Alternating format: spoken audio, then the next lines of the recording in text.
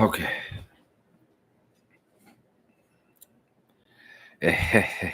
Hey, yeah, as a matter of fact, hold on.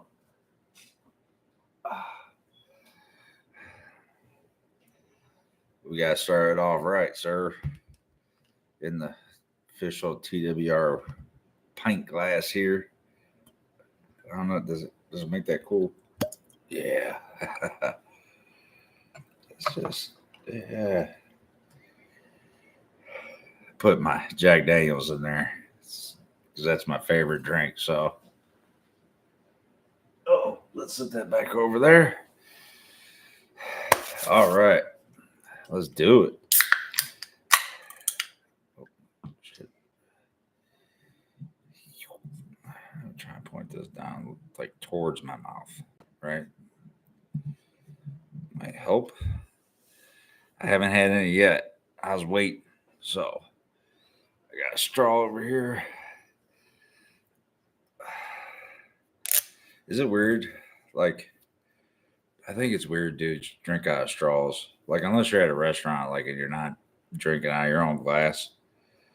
I don't know, like sucking something in public is weird. So I guess even I don't know. Anyway, I'm not gonna use the damn straw. I'm gonna use it to stir.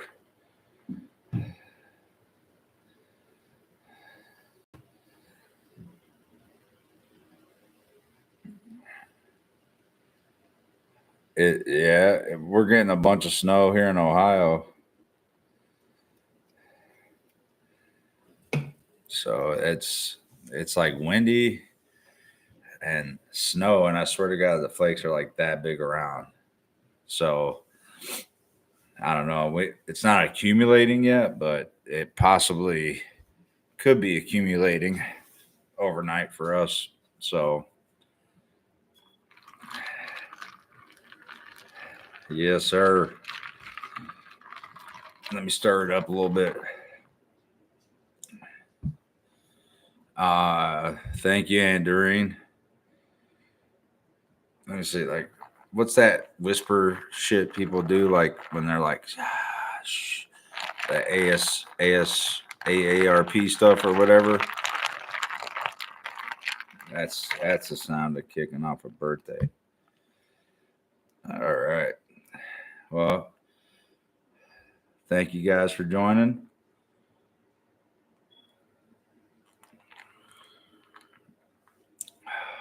Oh yeah. Oh yeah, that's not good. Thank you, sir. I appreciate it. I'm getting old. Getting old. But, you know, yeah, it is what it is. Thank you. Thank you so much. Yeah, I'm getting there. Oh, thank you. I appreciate that, Linda. Sylvia, thank you so much. All my OGs of the Stampede.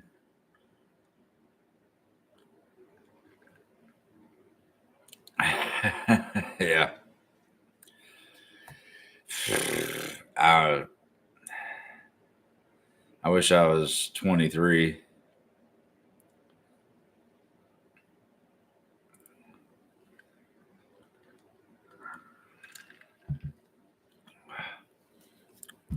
New Hampshire? Is that where you were? Where you're at, Travis? New Hampshire? I'm not old yet. I feel old, man. I feel old, but I look old too. Like there's a lot like this. This is all right on. This is all like look at this. See, man. Oh yeah, ain't no touch of gray gonna fix that shit.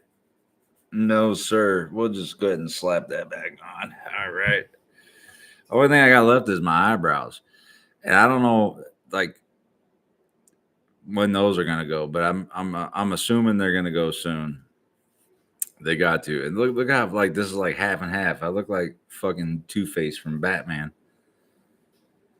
I don't know. It like splits right down the middle.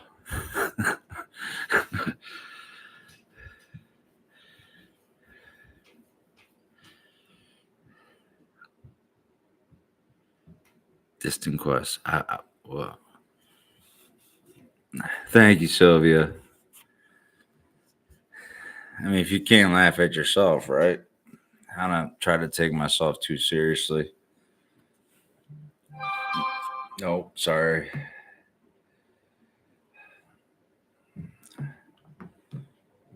I earned. Well, you're damn right. I have. I got a wife and two kids upstairs that put me through it. I came out on the other side. Look, I wasn't like this when I met Mrs. Whiskey. I promise you that. I might have had a little bit, but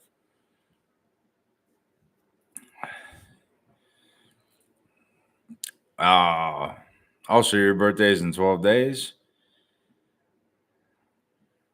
Whiskey meeting.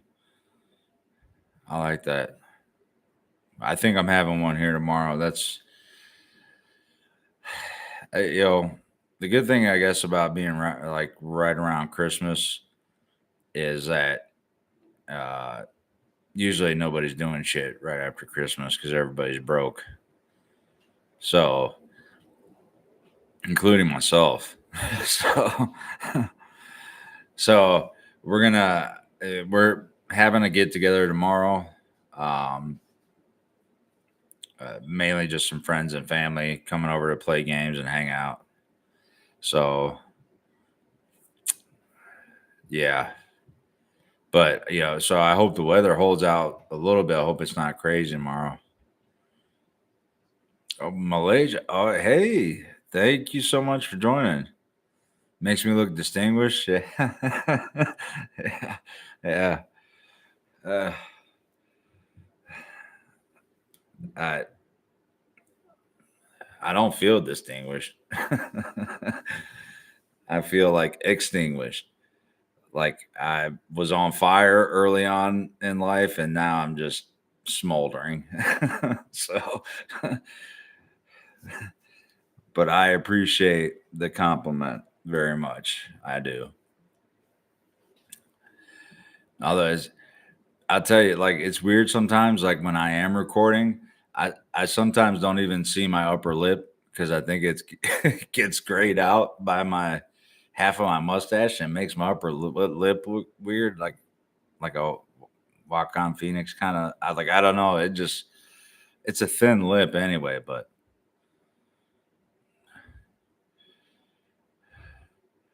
oh wow, man. Hey, I look. I truly appreciate that. I'm glad you enjoy the videos. I'm glad you enjoy the reactions and the support from just people around the world is just insane. All these insane fan bases are fun and just so cool to interact with. So I'm glad that it brings some joy to your lonely life. I'm sorry you're lonely. I wish you weren't lonely, but I'm glad you enjoy the reactions, and that's like 90% of why I do it. So it is wind. I don't know if you can hear it. Like I don't know if my mic's picking up, but I have like an exhaust fan in my basement, like one window over from this one that you can see, and it's because I smoke down here and I don't smoke in the rest of the house. So I have like one of those two fan exhaust fans blowing out, and like it's weird because of the way I have a deck too. The wind comes around and it almost tries to push in through the fan, and it makes like a weird noise. So if you hear that too, I apologize for that. So,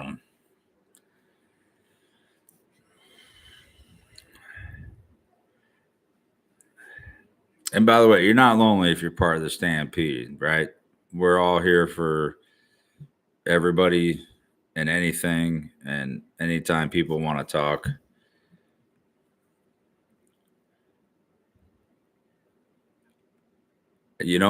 I've been to a few places around the world when I was in the military. I got to see some cool things.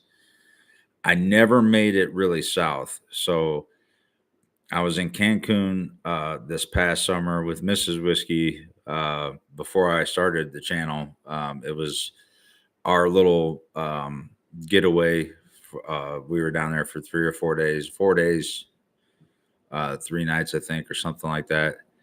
So, and that's about as far south. So, uh, I've been to Okinawa. I lived in Japan for a year, and then I've been to Ireland. I've been to Greece, and um, that's about it. So, going south it would be really cool. Or wait, is Malaysia's like, oh man, you guys like with pronunciations and geography. Wait, Malaysia's Asia, right? Is that Asia? Thank you so much, Janice. Well, I did trim the beard and the mustache. I trimmed it down. Sometimes, you know, I'm not very motivated to like I don't go mountain man, but I'll let it get a little bit like Mrs. Whiskey Becky will be like, "You're looking burly." That's when I know it's time to like take it down a little bit with the trimmers. But yeah, I cleaned up for tonight. Tried to. It's even hard shaving this white stuff when you can't see it, especially in the winter when you get a little more pale than you are in the summer. But yeah, yes, okay, it's near the Philippines. Okay, yeah, yeah, yeah. Okay, I'm thinking, what was I thinking? Malaysia? What would I have been thinking of in like South America? I don't know if you guys have seen that, but our lights just kind of like, wow, it's windy as hell, man. I'm trying to get in the hot tub later tonight. I don't know if that's going to actually happen. But anyway, what would I have been thinking in South America?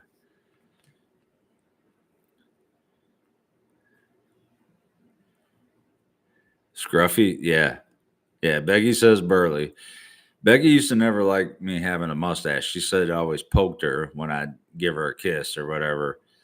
So I used to only have, many years ago, I used to only have a goatee. I never had a beard. And then maybe uh, 3 years ago, I tried to go like full beard, right? But the shit was so white. I looked like a cross between a Santa Claus on Jenny Craig and a Kenny Rogers that went ape shit at like an all you can eat buffet. It was not like, I don't think I trimmed it right because it was like it was like round. I have a if I find the picture of it, I'll show you guys. Like it was not good, and I thought it was going to be like those dope Viking fucking like tied in a knot, but it didn't work out. I and beards hurt, bro. Like they're itchy and shit, and then like you buy like this weird oil and these like wooden combs. I just bought my buddy a wooden comb for Christmas. I don't know. It doesn't work on me. So, but I was gonna try and go for a year.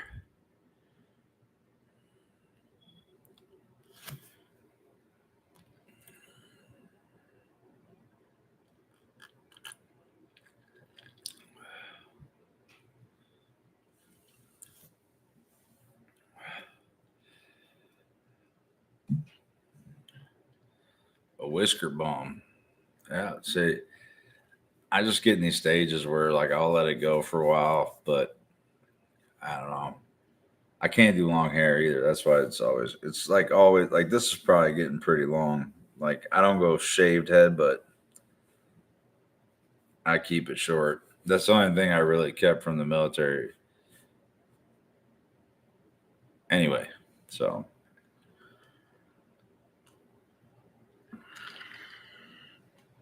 well again, man, thank you guys so much for joining me tonight. Tell you about my tattoos. Oh, okay. Um, I appreciate that so much. I do. Thank you. You all look amazing too tonight, just so I could put that out there, right? Y'all look stunning and handsome and just perfect. Just so, from what I can tell. So, the tattoos. Okay, so I'll start with my very first one. I love cows, skulls, and bulls, as you can tell.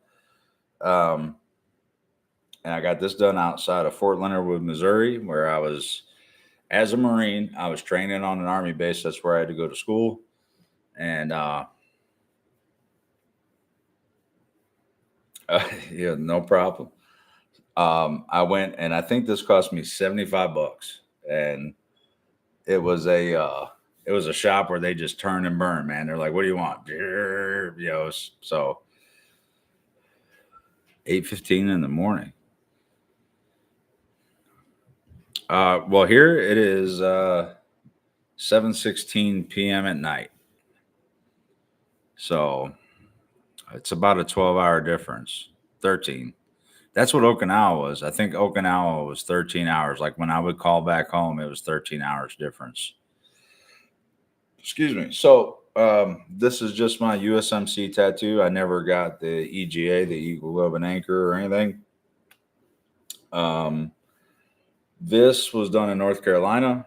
Uh, it was a kind of a Native American dream catcher thing. This was done a long, long time ago. Um, uh, so this one here, if I can, you can't see it right side up. Okay, so like that one there. So this is warrior, and this was my daughter was born with Hirschsprung's disease, and that's what this red ribbon is, and that's an intestinal disease. She had to have a bunch of surgeries. She was in NICU when she was first born. Um, so I got this tattoo in honor of her thing, and then this is for my son, and I don't know if you can read that, but it says different, not less, and the blue puzzle piece is for his autism. He's autistic. Um, I got this one before Booze, my daughters, but so these are for both my kids. I had at one time, I swore to never get a tattoo below my elbow, right? Like I thought, if you were going to be a professional, not that I look down on tattoos, but I always thought to have a clean professional look, um, I swore to never get anything past my elbows. Um, but when I thought about getting something for my kids, I wanted them almost always visible. I wasn't ashamed of that. And I'm not ashamed of any of my tattoos. I mean, but what I mean by that is like I didn't care what people thought at that point because these were for my kids. Um, people see my puzzle piece a lot, and they know that's a symbol for autism.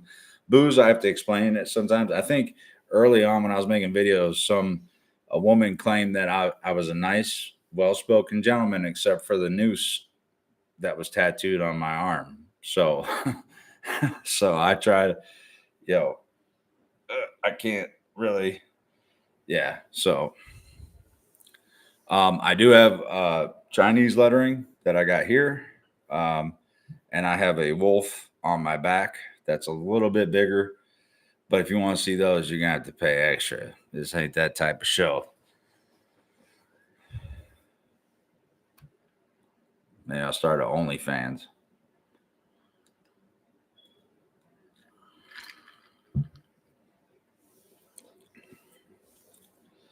I'm just kidding. That's not. Is that weird for dudes? Like, I mean, you would see me at the beach. No, I ain't no pole dancing. That's for damn sure. The last thing that y'all want to see me do is shake anything that I got because what's going to be shaking ain't probably what you paid to see. So,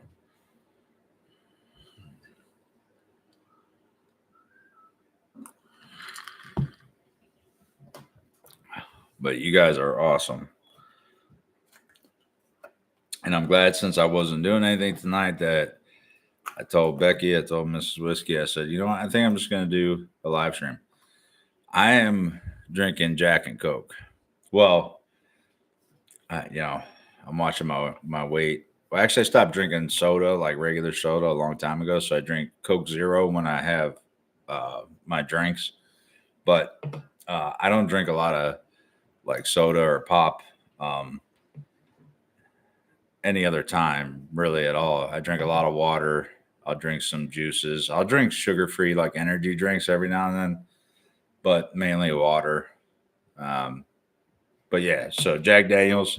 But like I said, it's in my nice ass decanter that I got as a gift from Travis. And so now that's where I keep my Jack. But, and Travis, I'm going to be drinking out of this, but oh, Mrs. Whiskey got me some Gentleman Jack today for my birthday. So that'll be probably what I'm sipping on tomorrow. And my daughter made this for me, so I want to give her a little shout out. She made me a Browns helmet because the Browns are in the playoffs tomorrow. While my party's going on, we're going to be watching the game. So go Browns, and thank you, Boo Bear. I love my picture. It's going to be at the bar tomorrow, and for a while, I'll keep it up here. There we go. Yeah, but it's expensive, man. Like I'm a beam on the weeks I'm not getting paid, and a Jack every once in a while on payday. That's like a treat. But Gentleman Jack, like I had that when we got married. It's kind of a special occasion thing, but because they all kind of do the same thing, So like whether it's Jim, Jack, Johnny, uh, any of that stuff, I can get down. But I think one time I was out, I had single barrel Jack or double barrel. I forget. It was a pretty expensive shot, and the guy bought it for us because, well, bought it for me. Becky did a Crown Apple, I believe, or something. But it was our anniversary, and we were downtown Cleveland going to a comedy show, and the bartender hooked us up with a free drink each. So that was nice.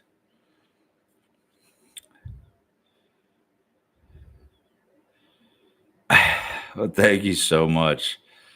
I appreciate it. I do get comments about my voice from time to time.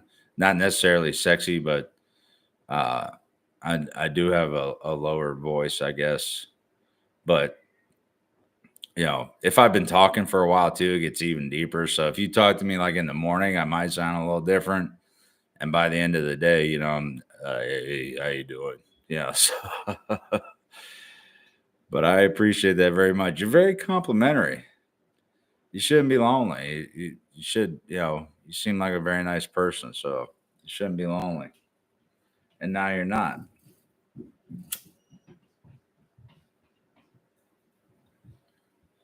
Oh, I love it, dude.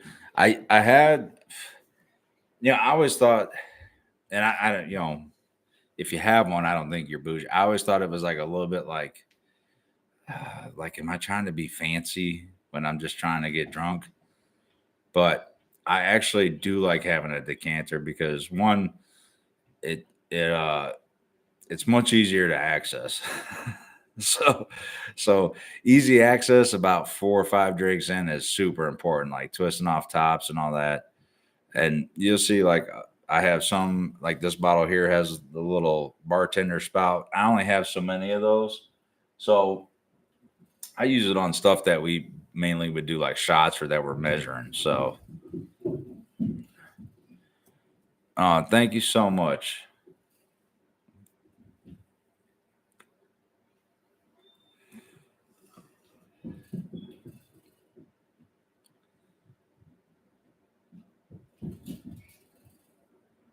7 Up. Okay. See, I think I've seen Blackened Whiskey. The one I would love to try is the Buffalo Trace, but like I said, it's kind of hard for me to get because they don't sell it in Ohio. I forget where it is, like maybe Illinois and Indiana. Um, But anyway, I could have it shipped, but it's like a ridiculous amount. And then the age verification thing that you got to do to get liquor shipped. But I think I've seen the blackened, so I will give it a try. For Christmas, my cousin Crystal and her husband Tom bought me this. I've had regular bullet before, but I've never had the 95 rye. So I haven't even cracked this one yet. Maybe tomorrow I'll get into this a little bit and try it. Um, I've never really done rye whiskey either, so I'm not sure. But I don't know if that's an issue that when people come over and they're like, "What are we going to get, Derek?" and they're like, "Liquor." So yeah, that might be an issue. But either way, I love it because I get to keep the bar stock. So yeah.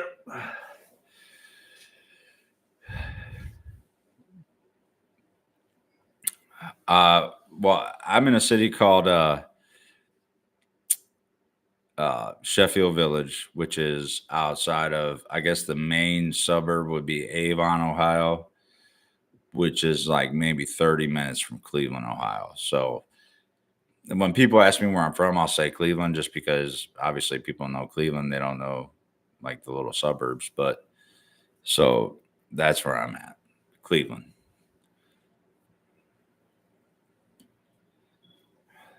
It is Sylvia. Like literally, I don't even know how many bottles I'll get tomorrow because, well, one friend bought me something really cool. It was really thoughtful. He knows I love Doc Holliday, the historical figure, which I'm excited about. That's gonna be a whole nother thing. But I love Doc Holliday. Out of all the old school Western stories and stuff, Billy the Kid and Jesse James and Wyatt Earp, which Wyatt Earp obviously was a good friend of Doc Holliday's. And even outside of Tombstone, like the actual dude, Doc Holliday was like a fascinating dude to me. So he got me a few Doc Holliday things, which are super cool. So I'm excited about that.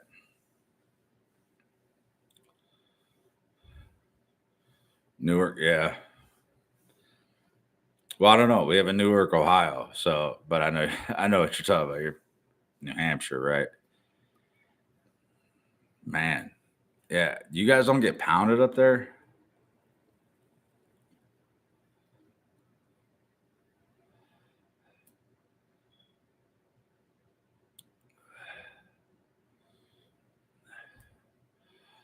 Oh, it's funny you say that. I have already recorded my Gabriel Enrique video. It will be posting. Let's see. I posted Nightwish. Was it yesterday? Last night. So I have done Gabriel Enrique. Uh, I did. What song did I do? Something Beautiful, I believe. Um, but yeah. So I'm I'm gonna post it. I believe Sunday night. So um, just between the live stream tonight, Nightwish and stuff. So, oh, I saw what you posted, Travis. Yes, I would love to go to that. We just settled on a family vacation, and we're kind of trying to concentrate towards putting our money towards. We want to take the kids down to Florida, so it's kind of right in May. I think we want to go. We're going. So I know, but I want to see him. I want to see him. I think that would be an awesome concert to go to.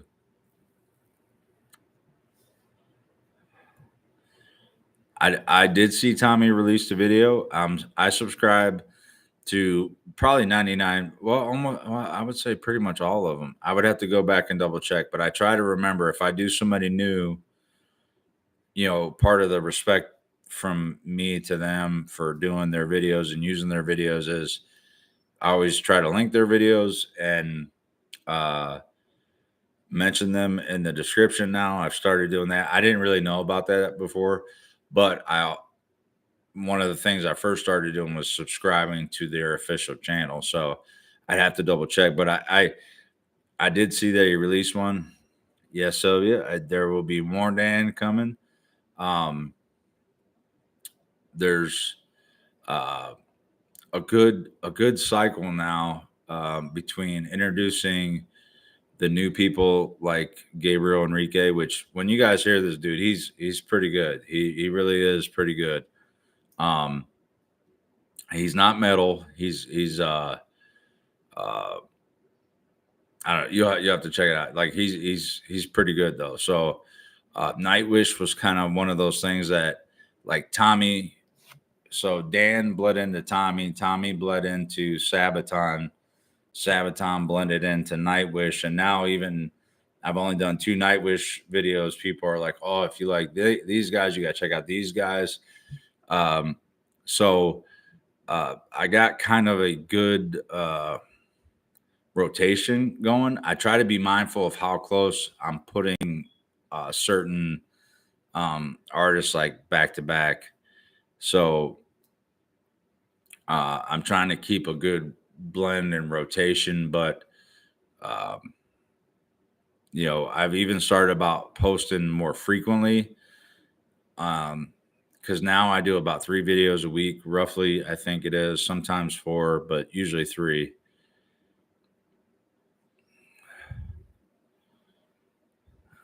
I will be doing more Gabriel. I saw he did a Whitney Houston cover. So I want to check that one out when I brought him up. So yeah, so the postcard deal, I'm super excited about that. I've been looking at a canvas that would be big enough where I can get the Stampede symbol in the middle, and I really want to start like and then like take the ones that I've already gotten, which are awesome, and uh uh so you can kind of see it grow as maybe people send me some.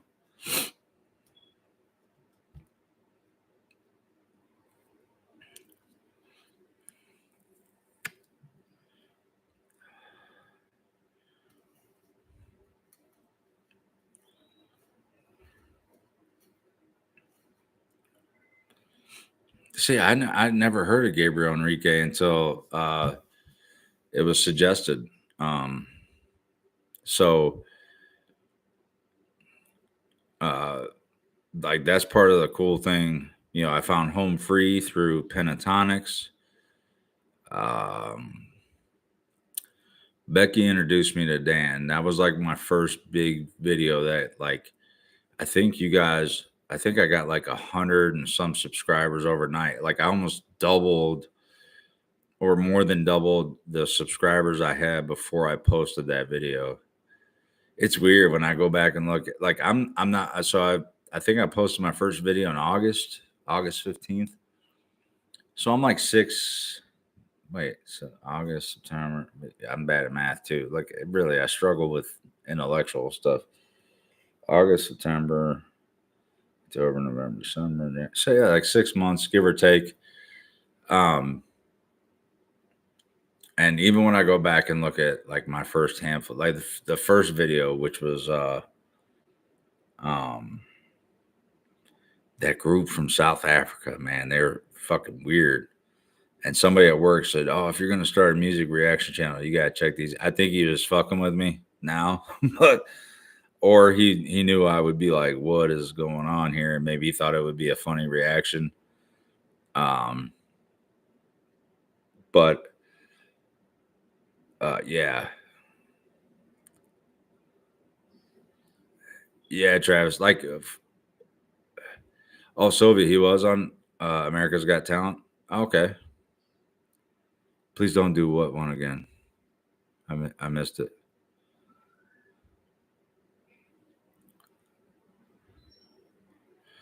I tried to do at least one live stream a month. So the last live stream I did was just before Christmas.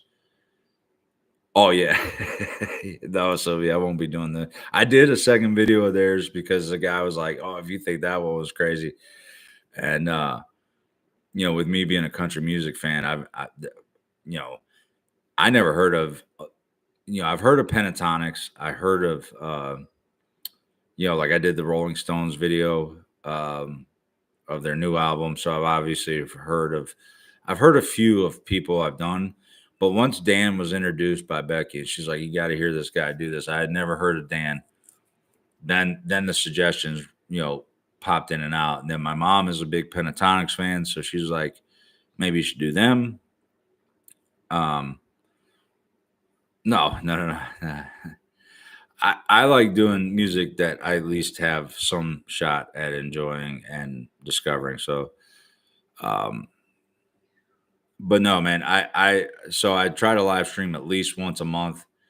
It depends. Like if certain milestones are coming up, like with the Nightwish video I did yesterday, like I'm already almost up to 4,000 subscribers, which is so insane.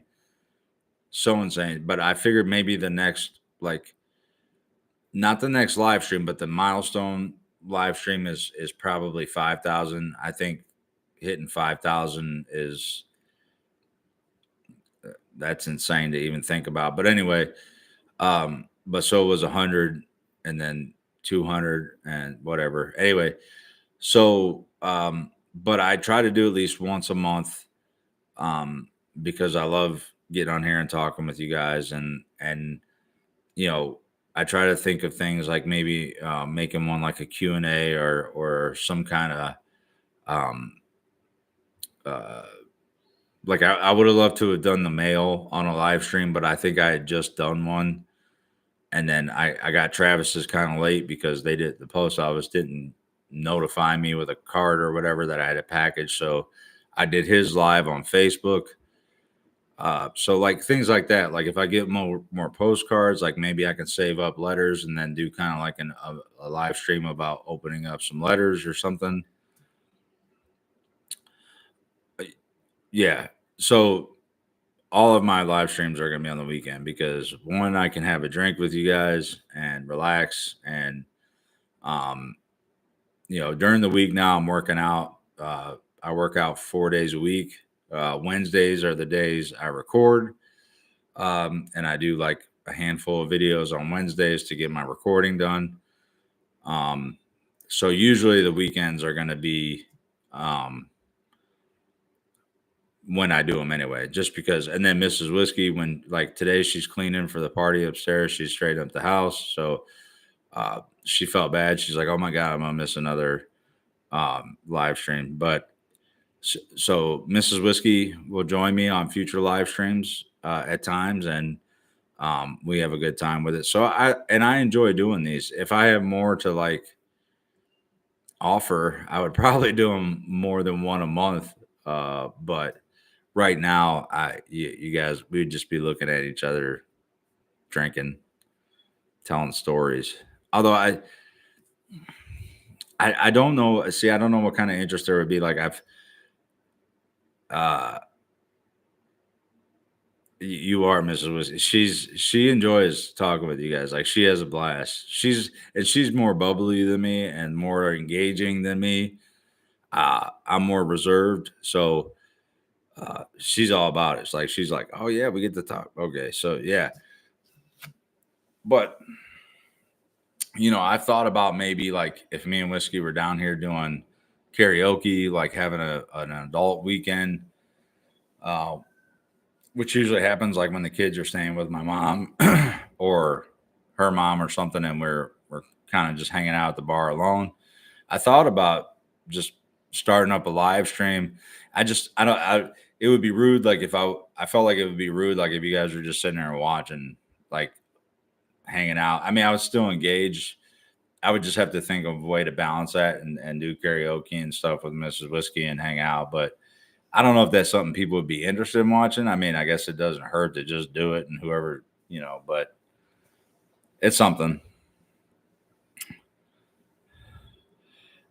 I appreciate that. Mark, sorry. Yeah. Thank you so much. I appreciate that. Happy birthday. Here's to you. Here's to me.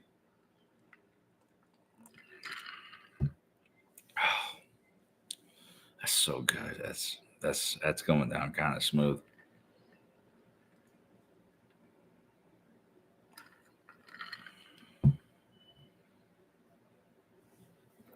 Oh, yeah.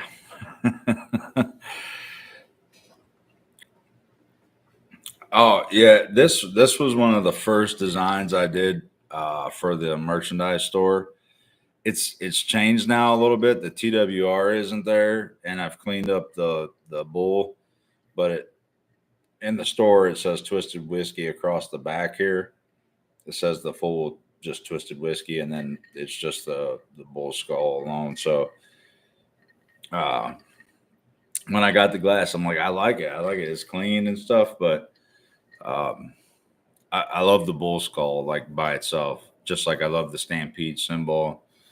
And what will be coming is the bull shoot, uh, bull drinking, with the suns out, guns out deal going on.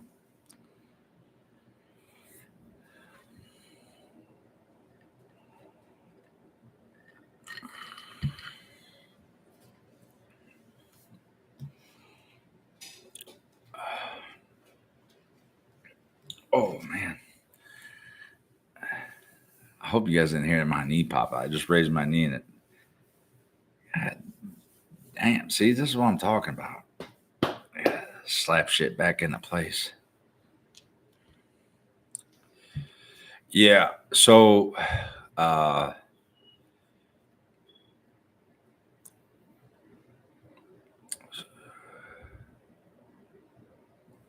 okay, Eric Gronwell. Okay. So the other channel is starting. And this is where it gets a little hectic, but I'm super excited about doing this other channel. So there will be like two different series within the channel. So one series is going to be the bull or the shootout, but spelled like CHUT shootout, and that's where I'll be engaging with someone else. Um, Probably a lot of me and Mrs. Whiskey talking, debating a subject, or like I said, I plan on having other people come.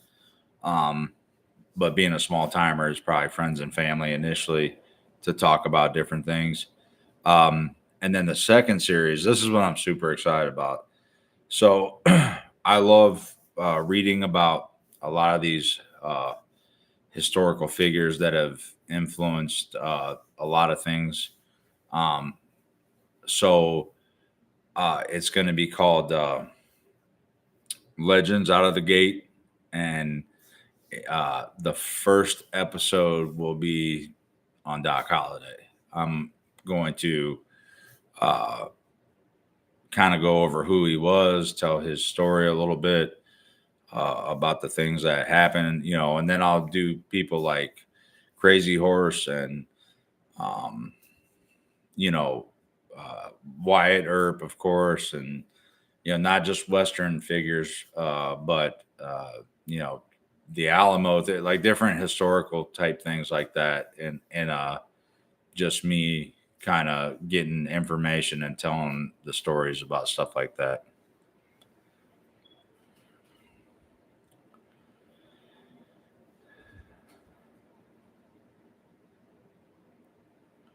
Yeah, I'm super excited about it. I started doing a lot more research on Doc Holliday. I got uh, that will be this month. That will come out before, and I know it's January 12th, so we're only halfway through. But um, that was an idea that came to me when I was like, what would I do with part of that channel if I didn't have anybody that could come do videos? So I wanted something that at least I know I could do consistently. And those are going to be longer videos. Um, they will be adult uh, centric as far as language, and I'll probably be sipping on a drink when I do those videos.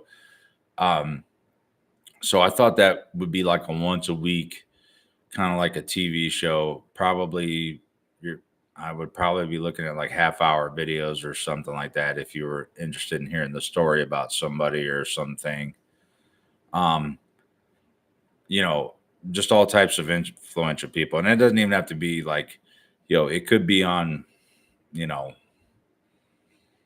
Mick Jagger. I mean, like, it doesn't. There'll be no.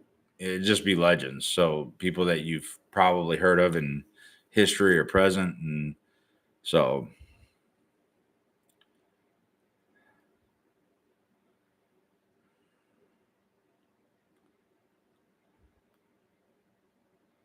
Sam Cooke, yeah, Elvis, yeah, I will be doing one on Elvis for sure. He came up when I talked to Becky about this idea. Obviously, she was like, "That sounds, great. That sounds, it is something you can kind of do on your own." And I told her like, I don't want to just do historical figures and things like that. Like, I'd love for it to be just a very broad storytelling kind of thing with pictures and information. And but yeah, she was like, "Yeah, well, what about Elvis?" And so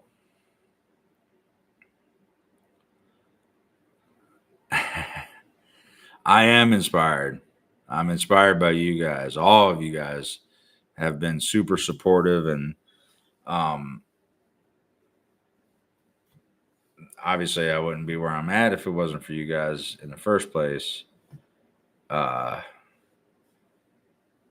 but yeah, Elvis was, yes.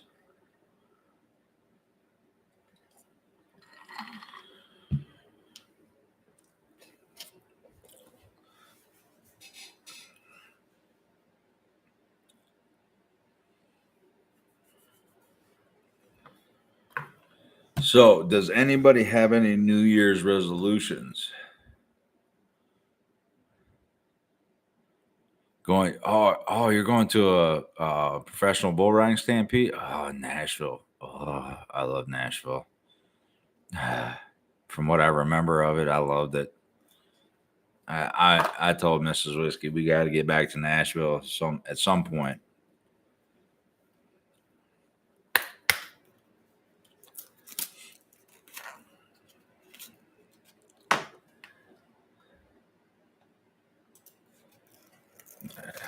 Skip that. But yeah, I'm not a big New Year, New Me type person, but just try to stay above ground. Hey, hell yes, hell yes. I'm faking it anyway, like I know what's going on. So,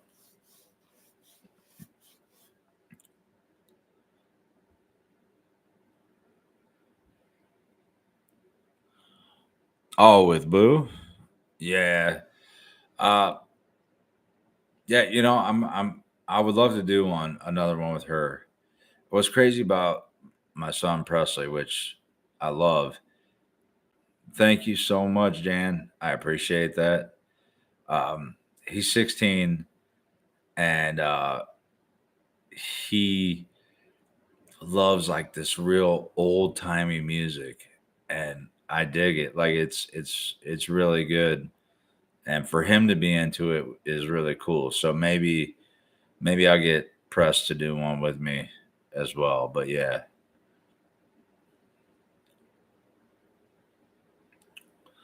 I already did it. It's actually like on this computer right here. Uh, Pretty much loaded up, and I think I just have to finish up a little bit of editing. Um, but I live orchestra, is that with the choir? Because there was a choir with him when he did it.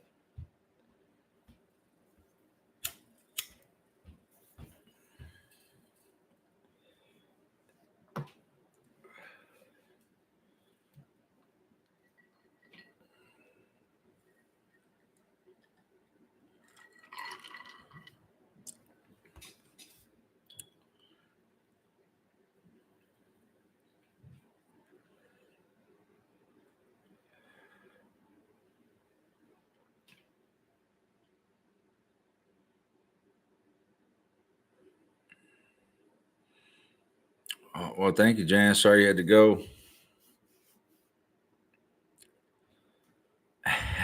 Well, Beverly, thank you so much for stopping in. I really appreciate that. And go Predators.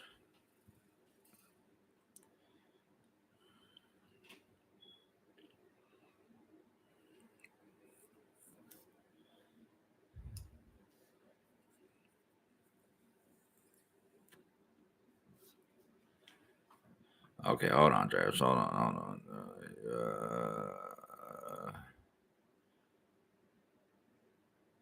Oh yeah, yeah.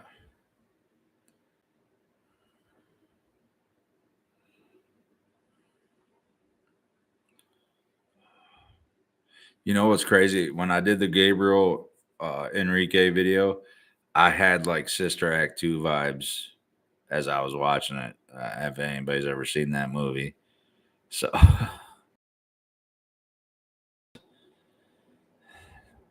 yeah.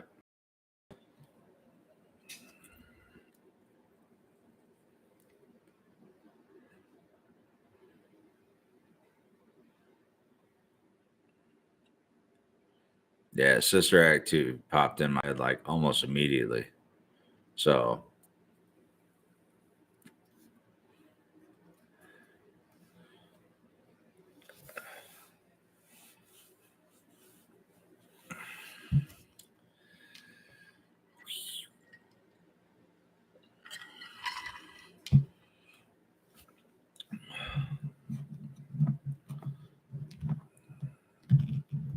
uh, he does. He's got crazy range because I went from Sister Act 2 to um, like Mariah Carey almost. Like, it's a cool video. Like I said, that should be up Sunday, but it's definitely a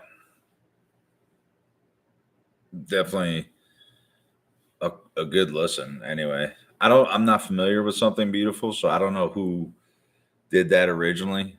Um, I think I even say that in the video, so I'd just be repeating myself at this point. But uh, I wasn't familiar with the song, but it sounded good.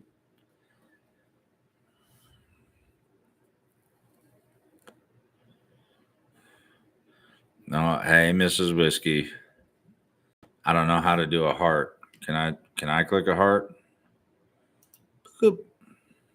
Oh, that didn't work. Wait, here we go. Wait, where's the hearts? Oh man, gave me a bunch of shit. I don't do these emojis of food, travel, activities. How did you find the heart? Do I gotta type like is there a search bar for that? Oh wait. Is it in the people? No, well,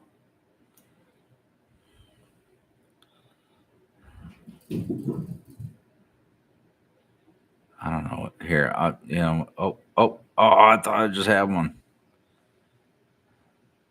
Oh well, here, this one. This is the best I could do. Look at there you go. I think that's right across. It's what I had.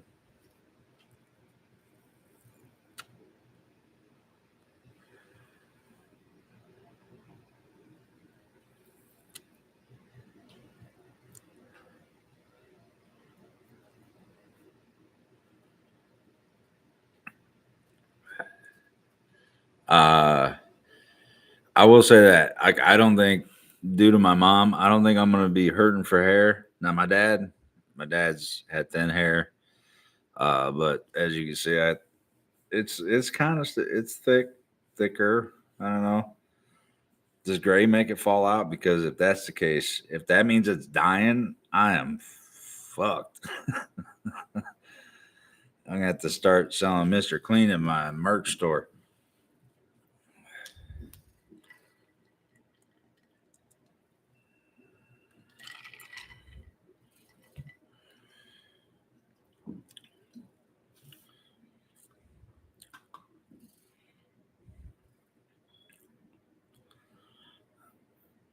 I said in the Gabriel thing, the same with Dan, right? And Tommy to a degree. Um, I love when someone with a uh, a different accent sings a song that I know, from an English, primarily English speaking, but any kind of accent. I mean, that's why I love country music. I love Southern accents, but I love when that accent comes through. It doesn't dance in certain words. You could pick it up a little bit, but it adds something. It doesn't take away. It actually adds something like kind of cool and unique to the song because they change it around a little bit. So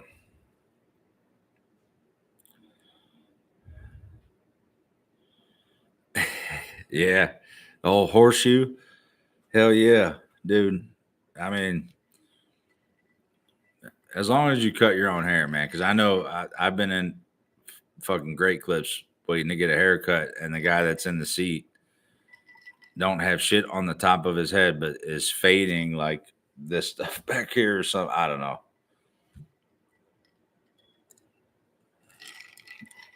Oh yes, I have. Chris Stapleton, I got to see live with George Strait. Um, that was not this past Christmas, but the Christmas before when I got my black Stetson. Becky bought me tickets to go see George Strait, who's my all time favorite singer. Um, and Chris Stapleton was there. This was in Columbus, Ohio. Warren Zider, he's really good too, and Little Big Town, which I used to listen to them. Uh, I mean, they're not older, but a little bit. But um, oh, okay. Yes, okay. So the apology for the national anthem, I believe, right? So when I did the national anthem thing, um, I think I did it for the 9/11 video, um, and everybody said that he apologized for doing it.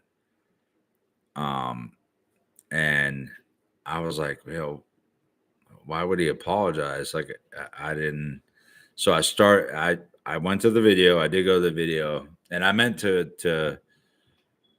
I didn't know if it was worth a reaction. I mean, everybody told me to check it out, but it when I saw the length, I seen it was kind of short and stuff. So I was like, well, let me just see, because if there was something that he was going to say about apologizing for doing the national anthem, I would have made a video about that, in and of itself, just to address it, because I didn't feel that obviously he had anything to apologize for. But yeah, so that must have been like the not making videos ever again type shit. But so I watched the apology, and when he got to what do you call people?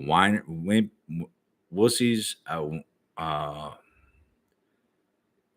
I forget, but it wasn't a sincere like apology. Like I thought he was really gonna bow down to these ass clowns that were saying something to him for doing the American national anthem. So yeah, I did watch it though. Wimps. That's it. Wimps. Yeah. So I really did enjoy that, because I went in thinking like, what the fuck's this guy got to apologize for? Like I don't understand that. Why would somebody be up in arms? Like even if you're Brazilian, like why would you have an issue? Like I don't know.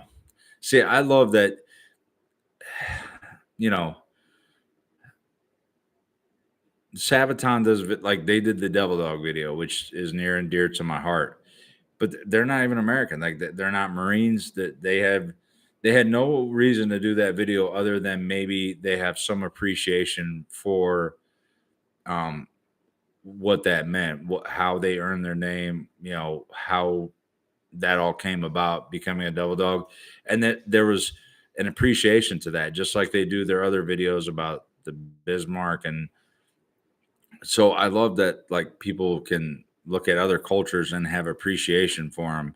So, I mean, that's just, there's a certain amount of respect that goes in with wanting to do that for, uh, people that enjoy to, you in whatever form that you do it, so, fuck them people, half the American flags these people buy in drug mart and shit are made in China anyway. So I'm gonna get pissed about some dude in Brazil doing the national anthem.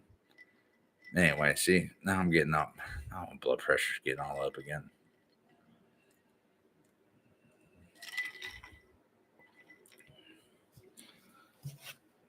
Oh. Let's have one more. I gotta save some hangover for tomorrow. Oh shit! I meant to like just get the dribble off. I didn't mean to. Oh shit. Okay, but that I'm gonna be a little stank on that one, but you know, sometimes mistakes are little blessings. Okay.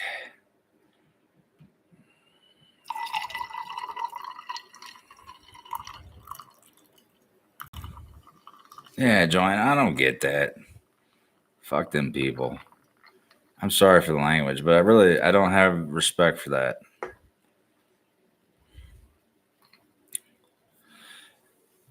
Oh, well, cool, Travis. See, that's what I mean. Like, so my dad was 82nd Airborne in the Army, so he was a paratrooper, and I was told they have a song, 82nd something. So I definitely want to check that out, and to honor my dad and what he did in the military. But when you get into the Marine Corps, man, there's a lot of obviously, I guess in any branch, there's a super amount of pride. So one of the first things that you start to get into is your history, why we were called leathernecks, why we were called devil dogs. Devil dogs was kind of the big one. Um, because the Germans gave us that name actually for the way we attacked the hill, excuse me, in Bellow Woods. So they said we came out of the woods like hounds from hell. So that's how it went from. I think Hellhound was the direct translation to Fahun, or Hounds of Hell, and then obviously we made a devil dog. So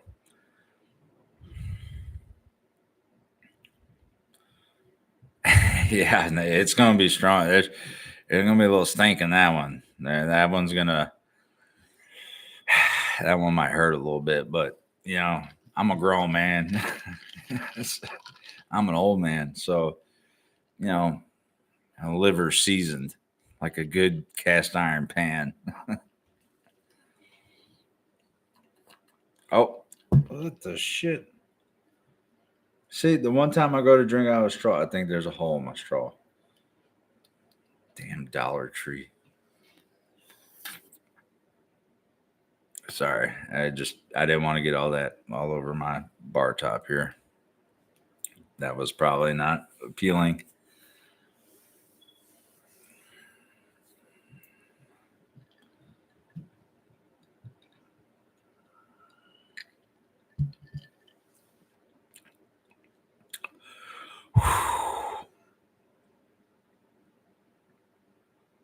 Yep.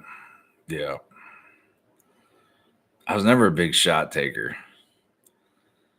Thank you, Phil.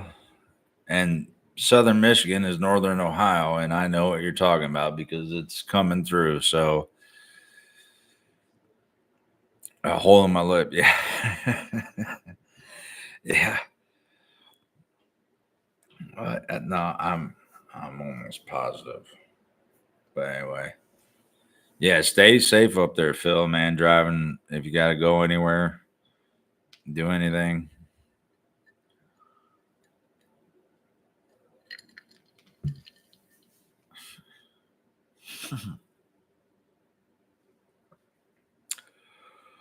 Whew, man.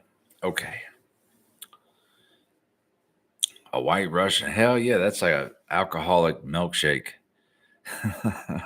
it's They are good though.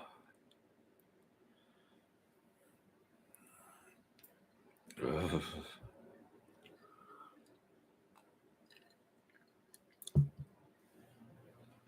Uh, yeah, no, no, it's all in here burning up. But I'm excited, man. I don't know if there's any Crown Royal fans in here, but they are coming out with a blackberry Sorry, let me get a little closer. They're coming out with a blackberry Crown Royal, which is insane because peach Crown Royal is like super dangerous. As Miss Whiskey upstairs, she gets she likes her some Crown Royal, peach and apple, which I think we have both right now. Yeah, and after tomorrow we probably won't.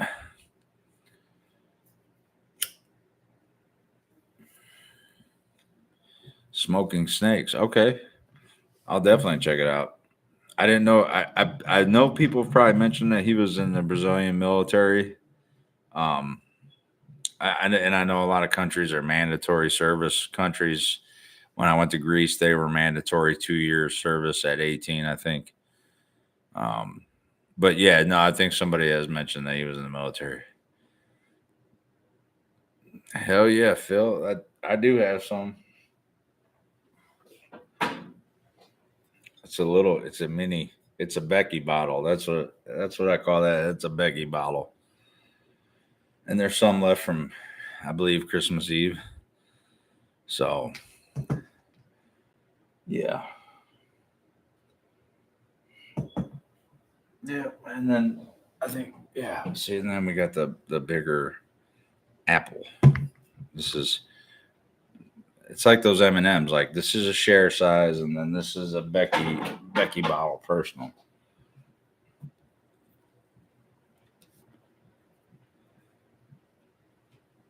Oh yeah. Well,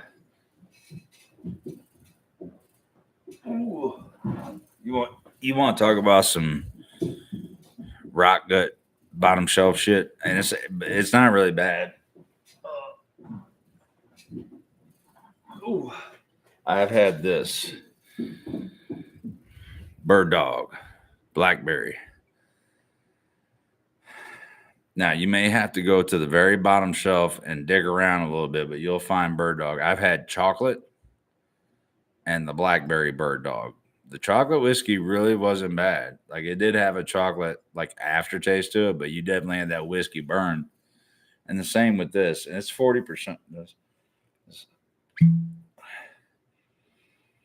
Oh man, can you guys smell that? That smells good. But yeah, so if you want to like get a little head start, just a little kind of flavory, because not all peaches are the same either, but it's very cheap. But if you have a bad back, you're gonna have to somebody get down there to. Yeah, I peanut butter whiskeys. Speaking of which, Phil, you know what? It's my birthday, bro.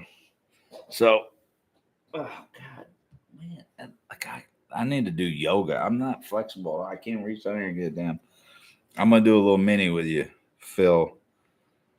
Phil, I like that name. Like I like saying, like when I bet when people are pissed, they're like Philip, because you can really like fill up that name. There we go. So this isn't a sponsored live stream, by the way. Just pick it up at Giant. No, I'm just kidding. All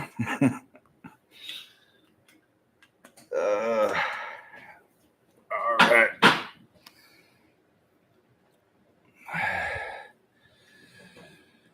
Don't tell Mrs. Whiskey. I don't think she's in here still, but shh. All right. Oh man, I hate doing shots. I'd rather drink it neat, but just because you called me out on it, you didn't really call me out. It's just an excuse to do it.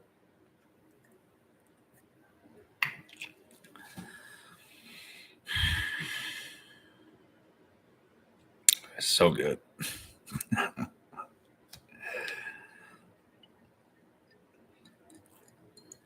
Hell yeah. Hey, so my 40th, we had whiskey tasting. Oh, fuck. I got goosebumps up. Anyway.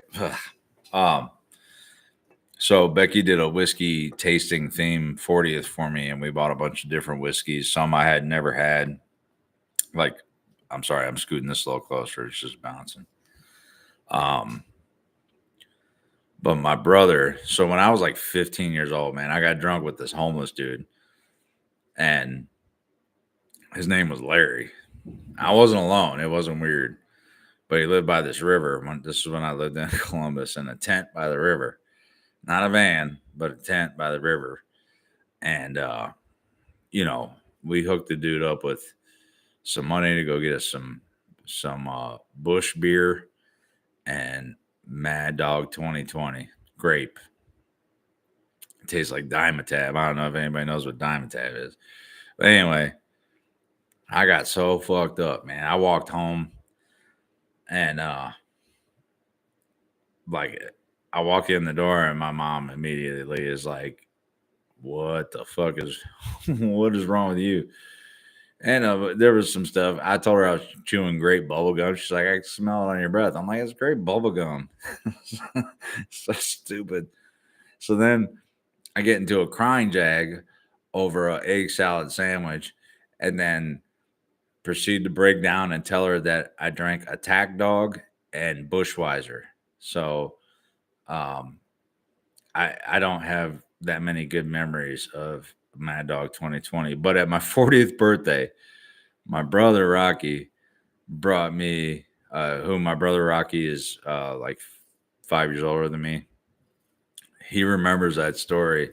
So he shows up with a fifth of Mad Dog 2020 grape and a 6-pack of Bush beer. And we drank it that night. I was like, hell yeah, dude, crack that shit open. Now, granted, I was already like a half a fifth of Jack Daniels in the hole, but I was like, crack it open, man. I took a drink. It was not like I remembered it, man. Like I don't like to say I have taste for finer things, but whoo, man, that I'm like, I should have wrapped that shit in a brown bag. That's how I felt. If it was pure wino vibes doing that, but we drank a lot of it, so I guess it couldn't have been too bad.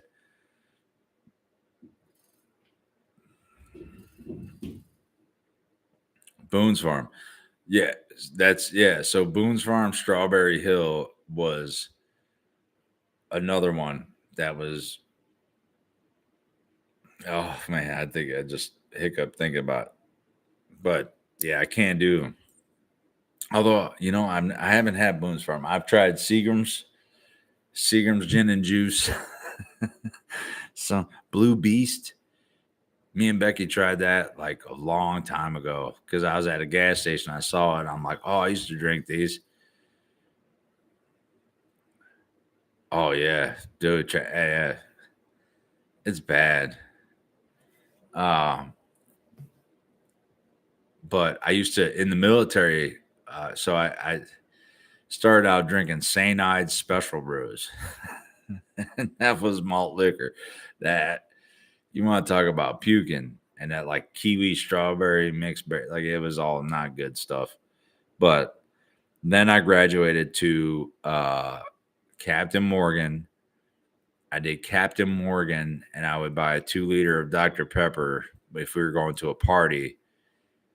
I would pour out half the 2 liter of Dr. Pepper and pour in the full fifth of Captain Morgan. I'd be walking around this fucking party holding holding the 2 liter like big shit. I don't know, but people might have thought it was just Dr. Pepper, and I really loved it. So I don't know, but that's how. And then I went to Seagram 7, Black Velvet. Seagram 7 though, we used to have sevens and sevens at 7. So 7 Up, Seagram 7 and 7 Up at 7 in the morning if we were out partying all night. So that was like our thing. We'd be like 7 and 7 and 7, like hell yeah. And then it was just bad news from there.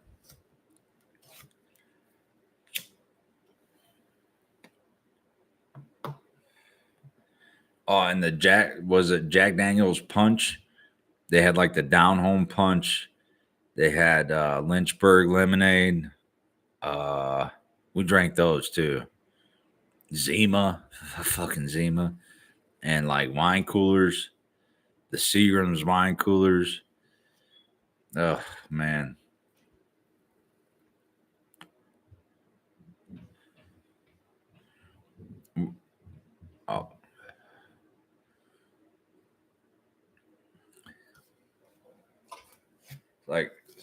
somewhere. Wait a minute.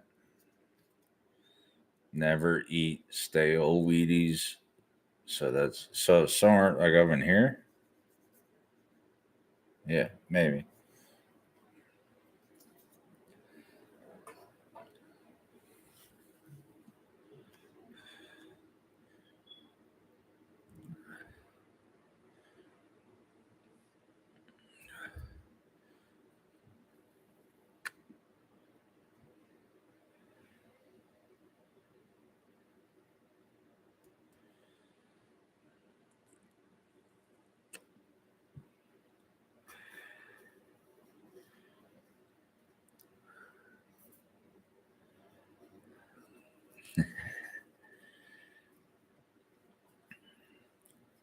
That's what I love about like Texas and stuff. People refer to shit by counties. Like I don't. We don't talk about counties up here unless it's like for school. But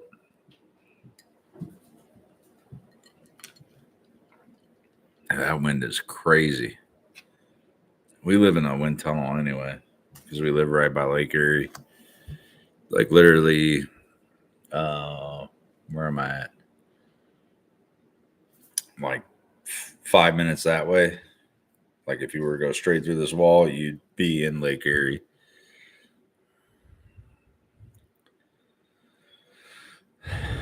Man, I want to go to a rodeo.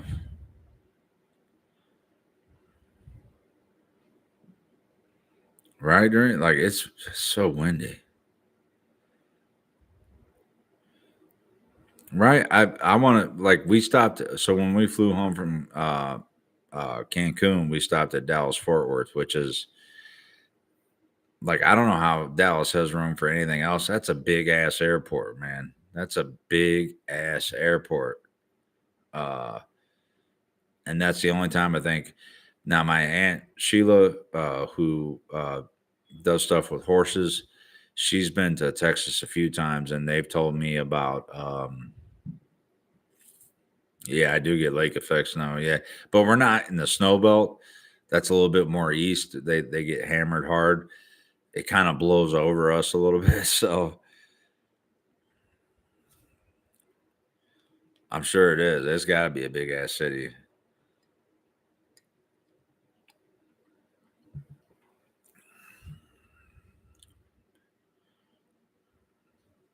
Yeah, I believe it. I don't the and I swear I was out at like 10 o'clock today here in Ohio, and the sun was out. I'm like, oh, it's going to be a decent day. I had to bring home some tables and chairs for the party tomorrow, so I'm like, I'll just throw them in my truck, in the back of my truck, and it looks like it's going to be nice. And by the time we left at 3 o'clock, like I said, no shit, there were snowflakes that big, man, smacking my windshield. So, and then the wind started to really pick up. So yeah, it's.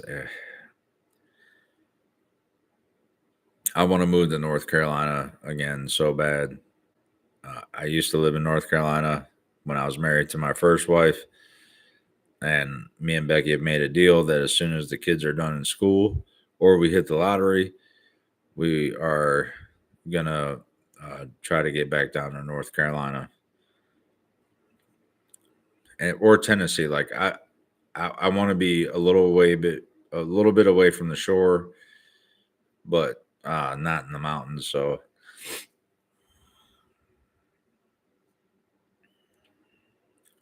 I'm ready. Mrs. Whiskey ain't. She's cold when it's like 70. So she is not prepared. And she's from West Virginia. I don't, you know, but yeah, she's a cold body, man. She freezes. Her hands like sometimes are like icicles. So, but I don't know if I just burn hot or what, but like even sitting here sleeveless, like I turn off the heat down here to the basement. One when we have a lot of like people over for a party, all the bodies, it gets warm down here anyway. But I don't like I like it cooler. Uh, you know, it's more comfortable for me to like sit in a hoodie and stuff than to be like roasting. So um yeah, it's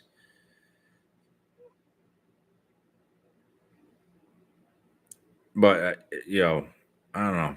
It doesn't hit me as hard, but like I love going out. Like if it wasn't so windy, I was gonna go out to the hot tub, like I said, and that's because like the temperatures are perfect for it, but the wind's not, so that sucks. And after we're starting to work out, like I could have really used it, but not today.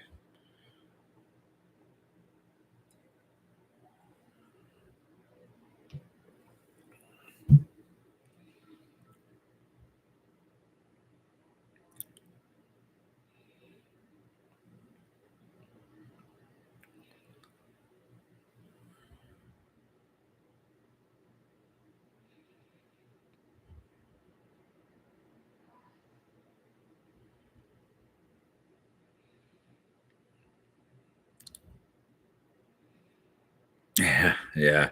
I don't know. I think the coldest I ever felt was when I came back from Japan from a year living in tropical heat and humidity.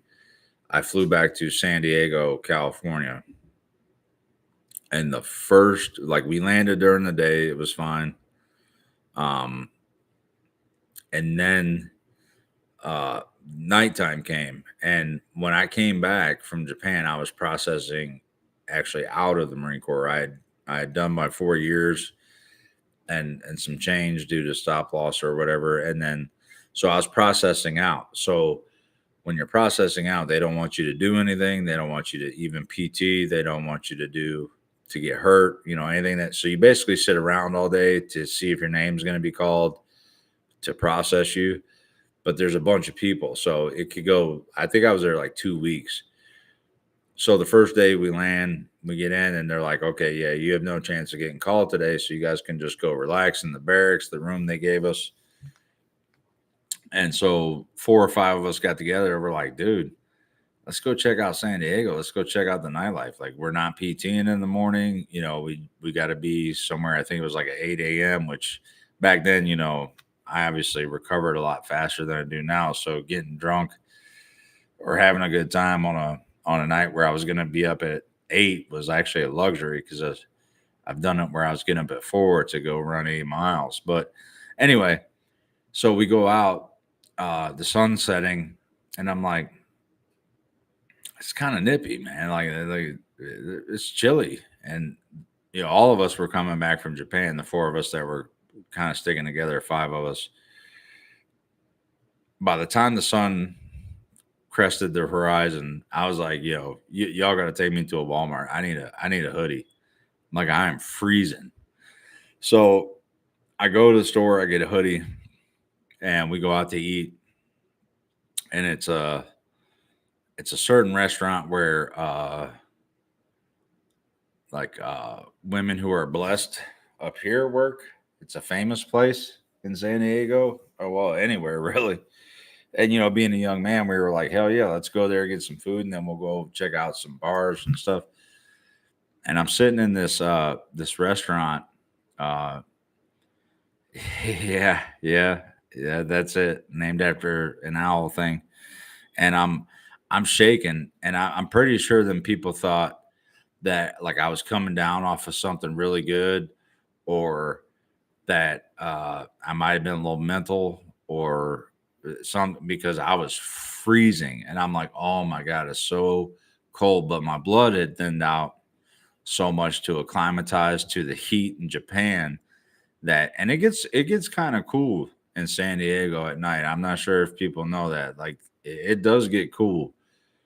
Um and yeah, I got some sympathy looks, and like I'm pretty sure someone dropped a few quarters in my empty soda cup, but going out that night was not fun. I'm most of the bars are outdoorsy kind of bars with outdoor patios and things, and I'm like, oh, I it was not a good look.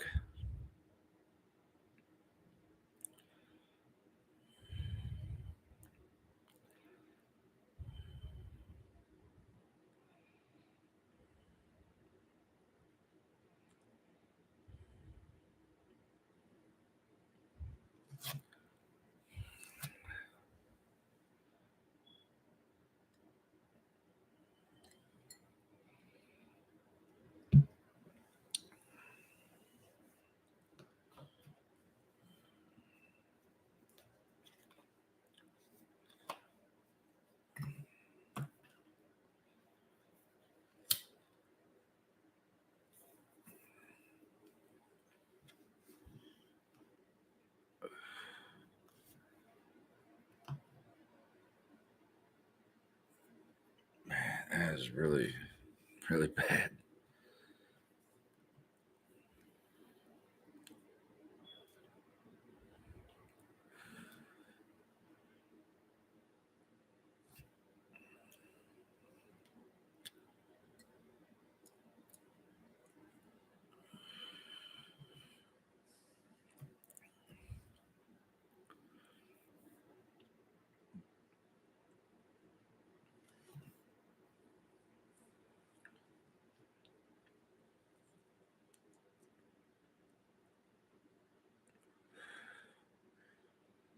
Yeah, see, I can't do humidity. Like I would rather be here than like in that tropical high humidity heat again. Dry heat, I haven't spent much time in high heat, uh like high desert like heat, dry heat, but yeah, I can't. That shit is suffocating.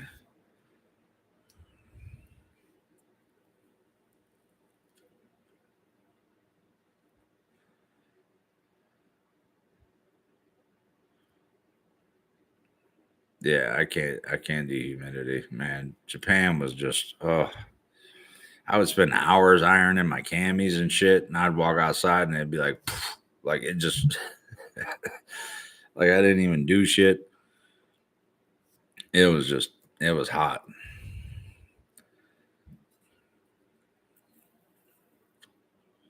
Like I don't know if you've ever felt like you were moving through air. That's how Japan felt when I first got there. Like I felt like I was moving through like air I could physically feel, like just sitting there.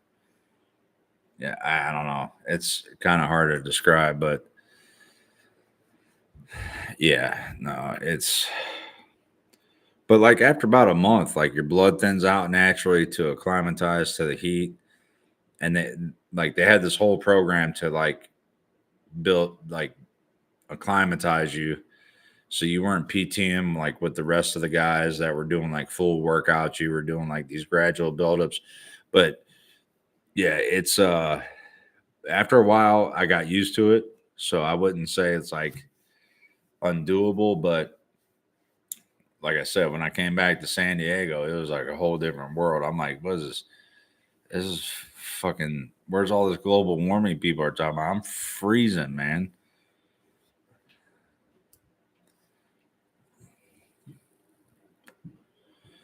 Yeah, I have somebody that I'm friends with on Facebook, on my regular Facebook, and they live out in Phoenix, I believe, and they'll take snapshots of like their 5 day, 10 day forecast or whatever, or their dashboard, and it'll say 104. But 104 in Arizona is a lot different than 104 in like Florida. Sorry, birthday texts and stuff. So sorry. What's this dude sending me?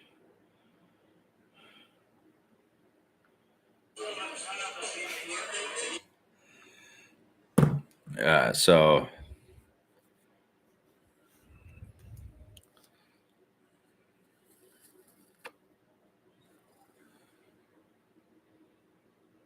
yeah.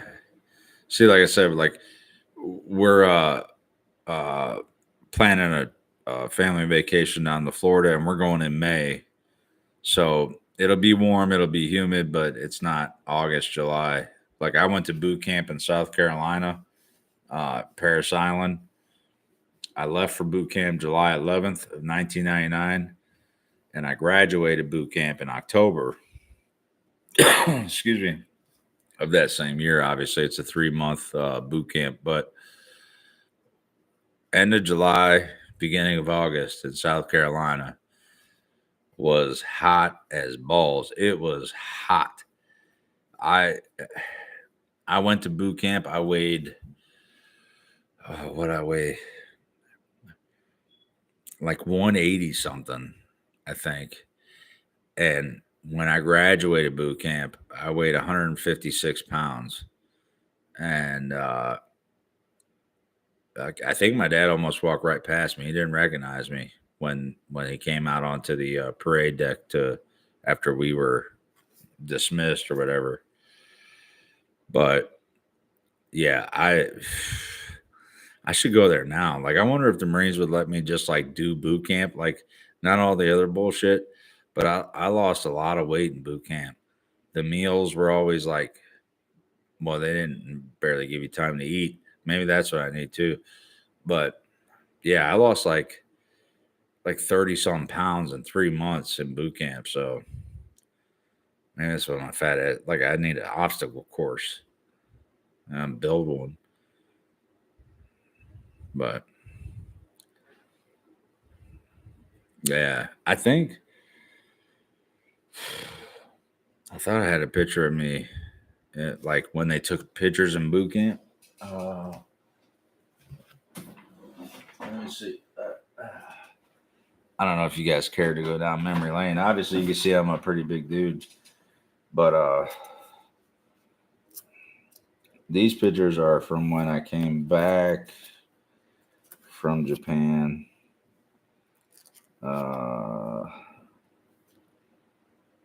Yeah, okay, I'll show you this one. I hope you don't mind, Andrine. But and I hope it shows up on camera.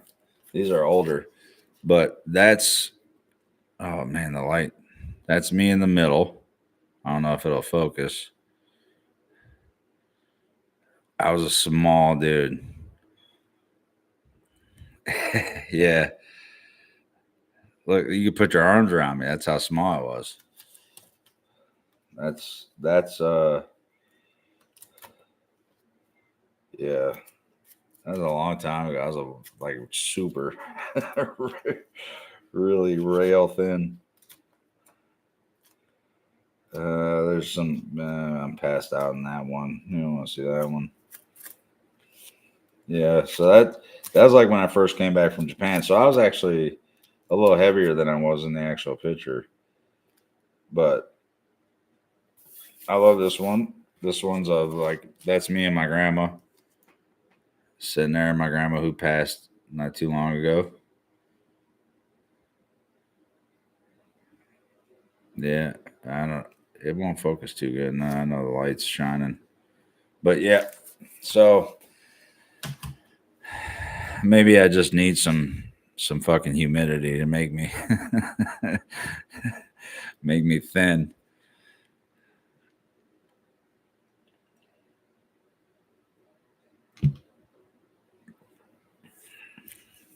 Yeah, yeah. Man, was it 25 years ago?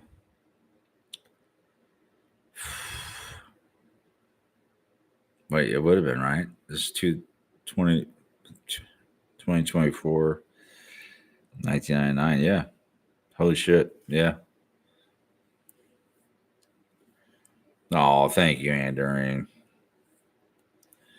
Um, Speaking of which, Andrew, just real quick, um, I still have this. I've kept it all these years, but you could tell Dylan, like, oh, look at little Dylan, little baseball champ. That was it. I still have that card. So I do feel really, really damn old. Like when you think about something being like, uh, fucking 25 years ago, and it not being like when I was a kid. So yeah, being a kid was like 35 years ago, which is awesome to think about. Uh, man.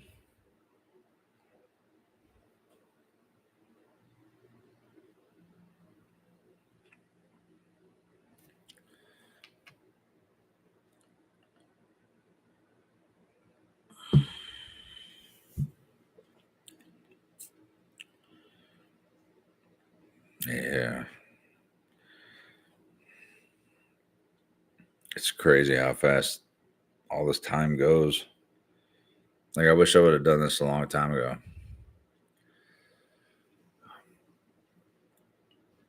Uh You know what?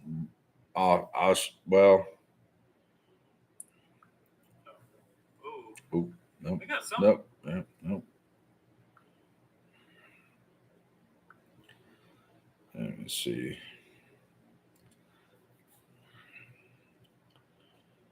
I have Becky always posts it for Veterans Day. Um, let me see.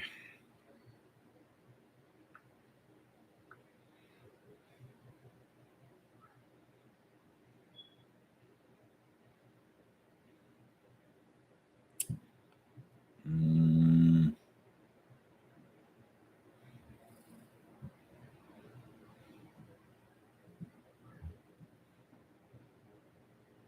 hold on, I'm sorry. I'm just scrolling.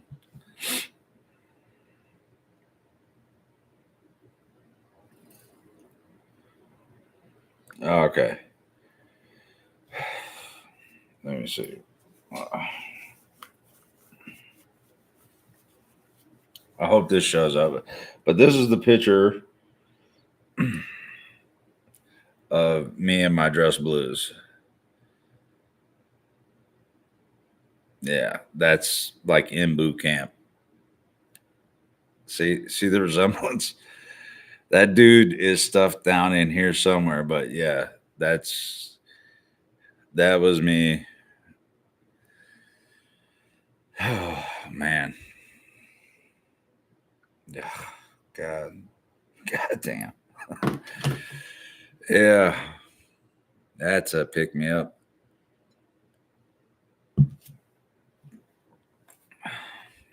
Oh, well, I appreciate that, Travis. But like you said,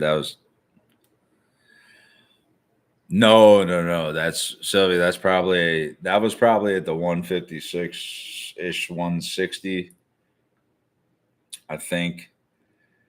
I think that's like towards the end they take these pictures in boot camp, like when it's pretty much like kind of that you're a lock for graduating, like you haven't had any issues or injuries or anything that would set you back. But when I first got to boot camp, so this is something I don't know.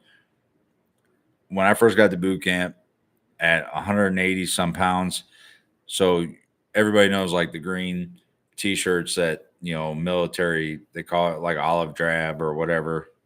Um, well, if you go into boot camp, like at the very beginning, if you're a fat body, which is what they call you because we weren't woke and shit, they told you were fat. Um,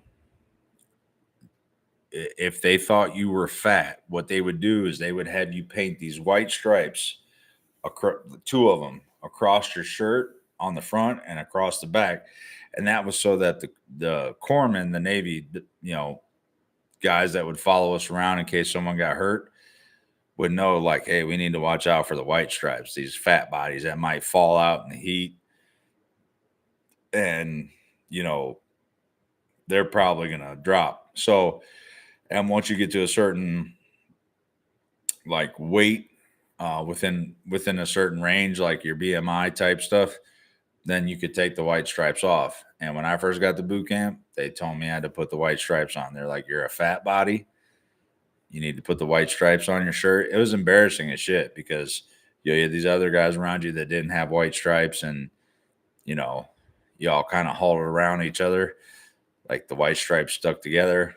But it was maybe 2 or 3 weeks I had the white stripes, and then my senior drill instructor came to me. He's like, "Yo, recruit, lose them white stripes, get you some regular shirts." And I'm like, "Hell yes!" Like shit.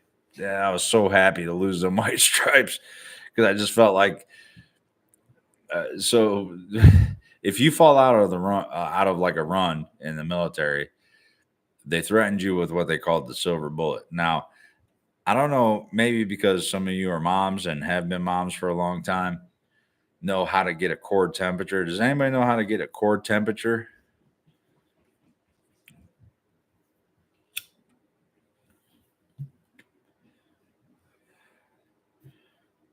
I'm gonna wait to see. Like, if anybody knows how you obtain a core temperature.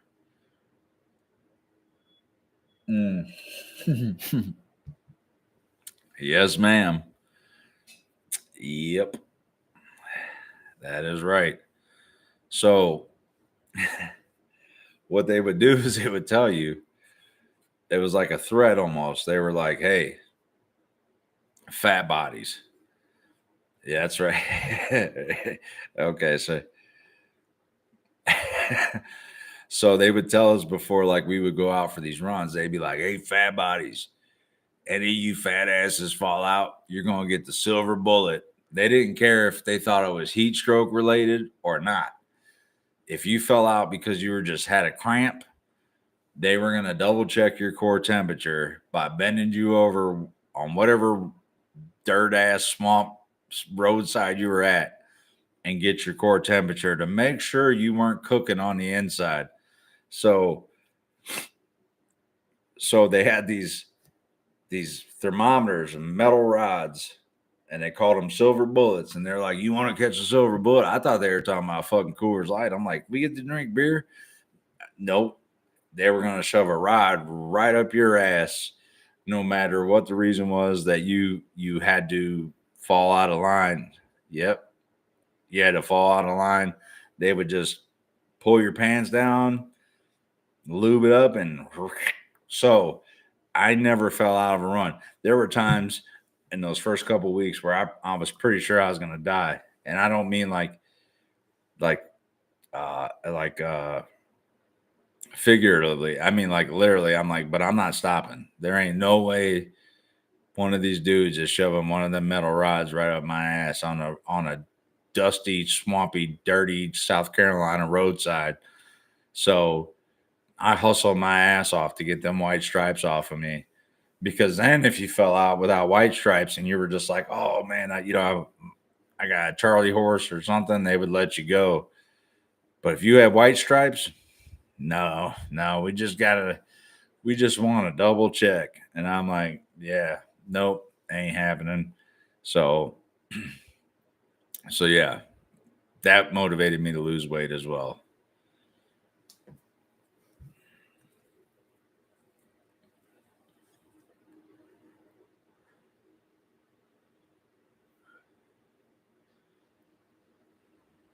Yeah. Nothing like the fear of sodomy to like get your ass in gear and like pass on the extra piece of bread at lunchtime. uh, there was some food that even if I had time to eat it, I'm like, yeah, I really don't need that. I don't need that. What I need is good shutter speed when I get older because I know that becomes an issue. And I'm proud to say up until this point, I'm okay. I'm okay. I rarely shit my pants. So there's that. And that's probably all due to just my hustle.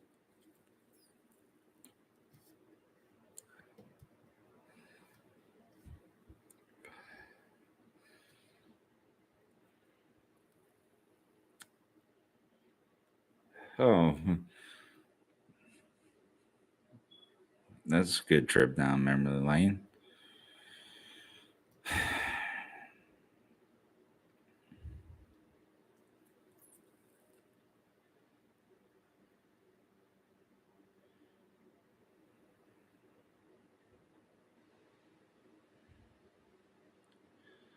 I hope we all feel closer. That's definitely.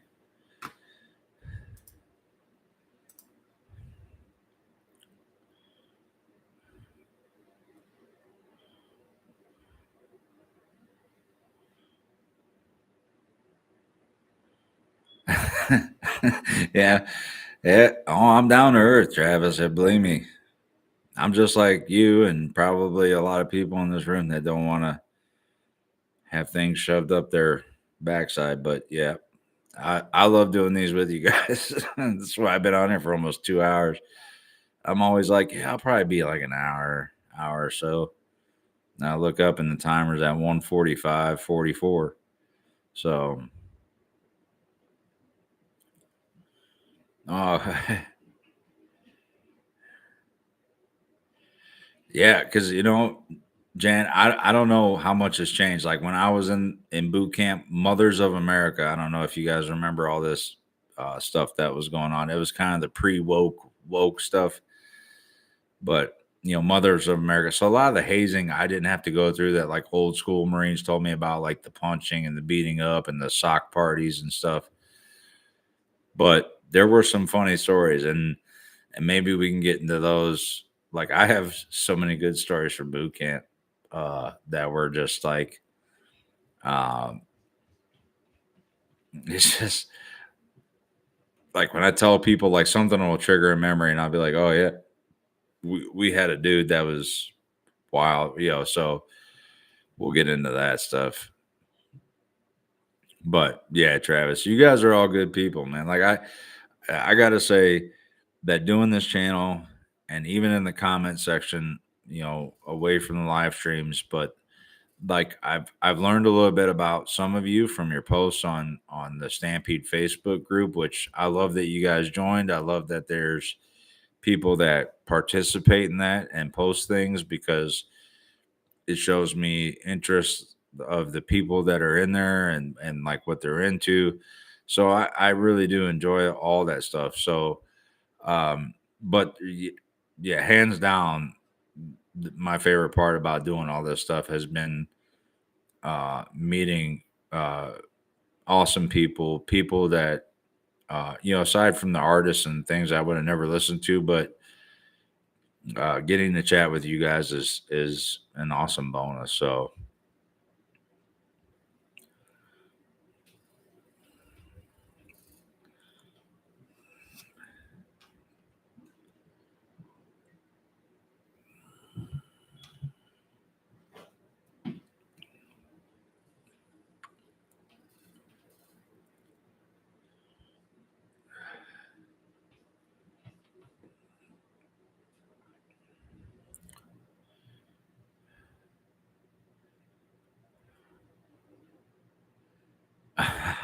well, I'm so lucky to have you as my aunt. That's how I look at it.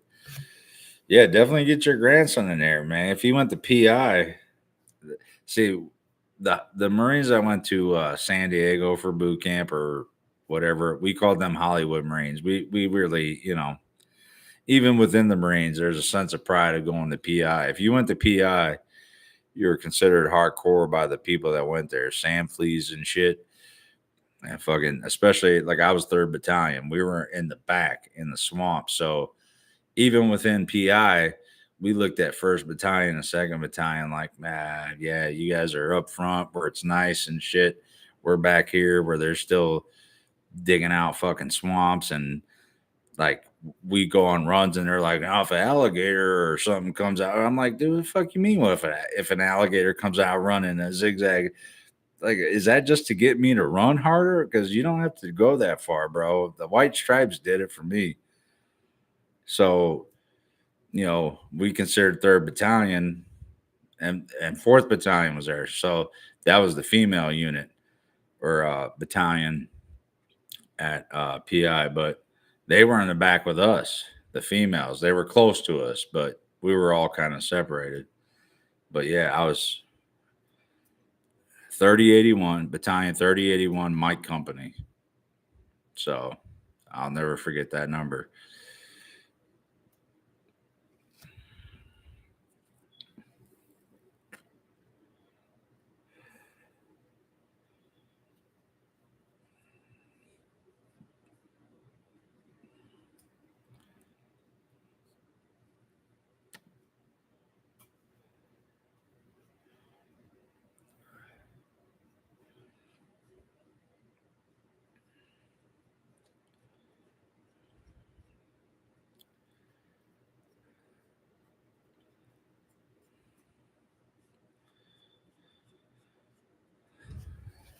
But I think I'm going to have to wrap up the live stream probably in about 10 minutes. I am proud. I am proud. Um, I made a lot of mistakes, and I've done, even in the Marine Corps, I made a lot of mistakes. But one of the things I'm definitely proud of uh, was doing that. And yeah, for me, it's a big deal. But yeah, really, I don't know. It's weird when people thank me for my service. Don't get me wrong, I appreciate it. Um, and I've served, like I said, with people who had mandatory service where they didn't have a choice, and most of them didn't want to be there. Some did, and some didn't, but um, there was something to volunteering to serve your country and protect your families and your country. I don't know. I don't regret it. I regretted getting out shortly after I got out, but um,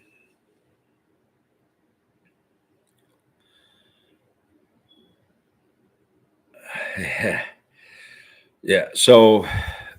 Um, so the Crucible uh, is at the end of boot camp, and for me, it was a 54-hour food, sleep, and training. It was food and sleep deprivation mixed in with some really intense training, and it's your last week. It's the last thing you do, and so when you march back, which you're marching everywhere during this whole time. You're tired, you're exhausted, you've been ran down over this 54-hour period, and it's maybe changed. I don't know, but that's what the Crucible was for me.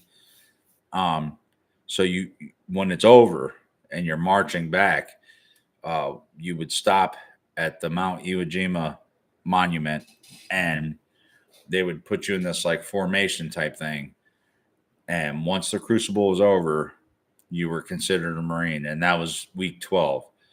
So, and the way they symbolized that was that you would stand there dirty, you haven't really showered, you taking hoe baths with like baby wipes, and you're all around this Mount Iwo Jima thing, and then they fucking start playing "God Bless the USA" by Lee Greenwood, which, as you guys know, I did the home free thing, and that is a soft spot in my heart. Mrs. Whiskey does it for me on YouTube or on karaoke, and so that song's playing. We're standing there in formation. We're all exhausted. We've all given every ounce of blood, sweat, and frustration and effort that we could possibly give to just get there, to stand there.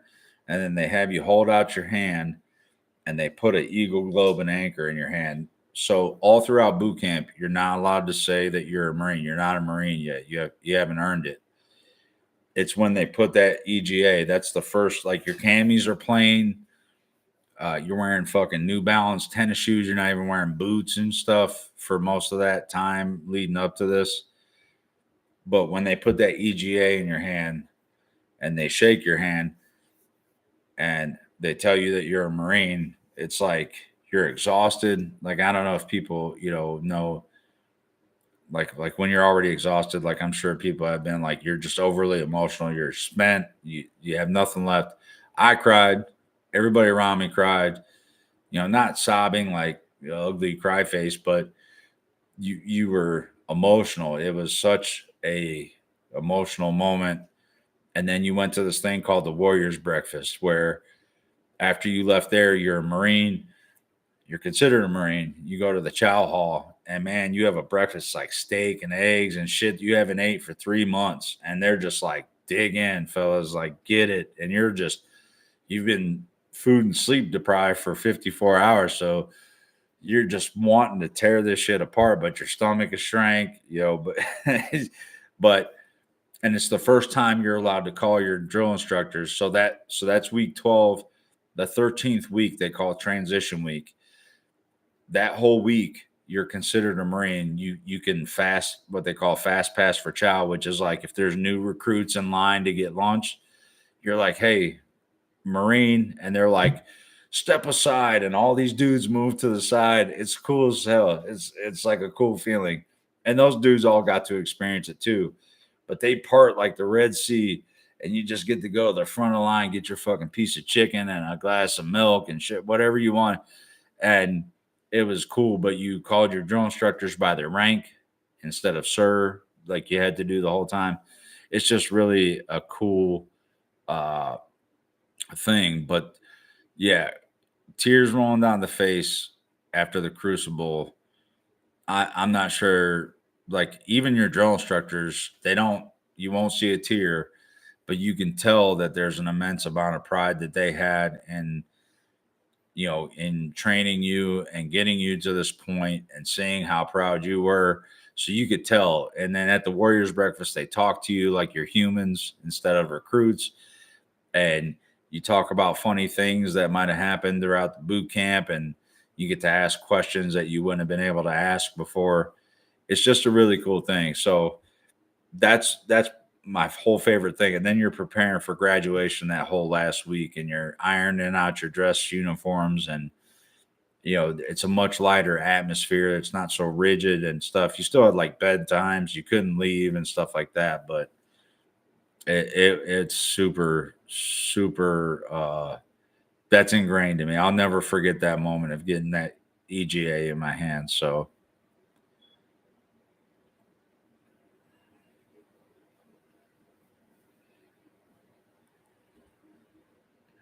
yeah.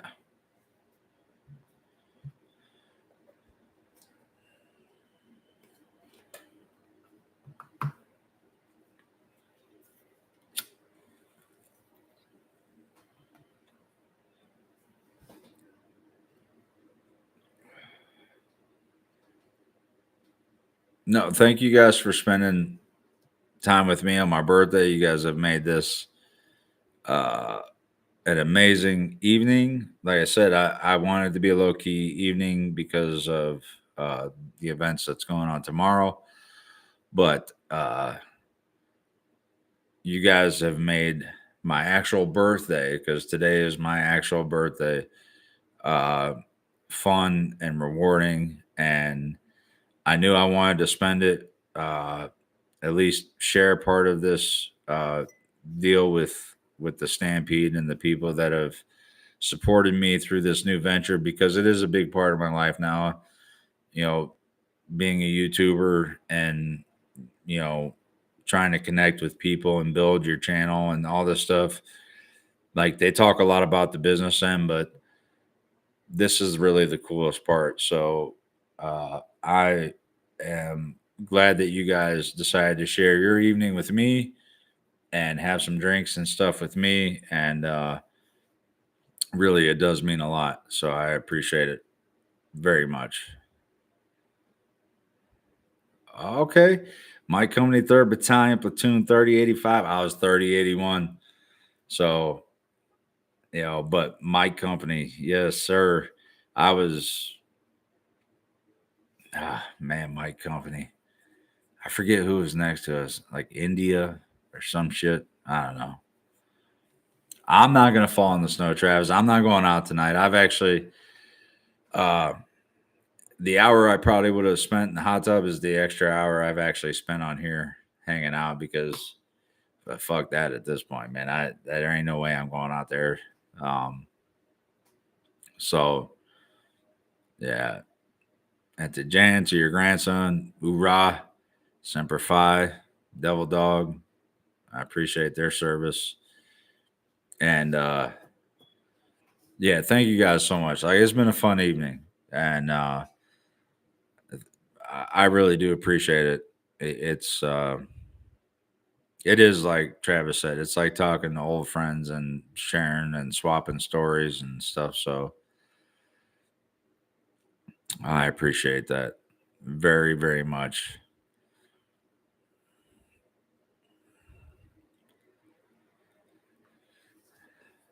So I think we will wrap up this birthday live stream. Like I said, thank you guys so much. Amazing night. I've had so much fun talking to you all. I hope you've enjoyed it. And I'm so excited to do the next live stream. And hopefully, we'll have the new channel and stuff to talk about and everything else. Hopefully, you guys will have some cool stories to send and talk about. So, uh, me too, Andrew, and everybody. Really, I cannot tell you how much it means to me that you guys took 2 hours out of your evening to hang out and shoot the shit and have a few drinks with me. It is super cool, and Uh, I really do appreciate it. I get a full weekend of just hanging out with good people, and yeah, that means a lot. So, um, like I said, you guys could check out the Gabriel video that should be out Sunday, and hopefully you enjoy it. But thank you guys again so much. You are awesome, and as always, you guys know the deal, man. You stay good, do no harm, but take no bull. It's kind of corny to do it live, but you know the deal.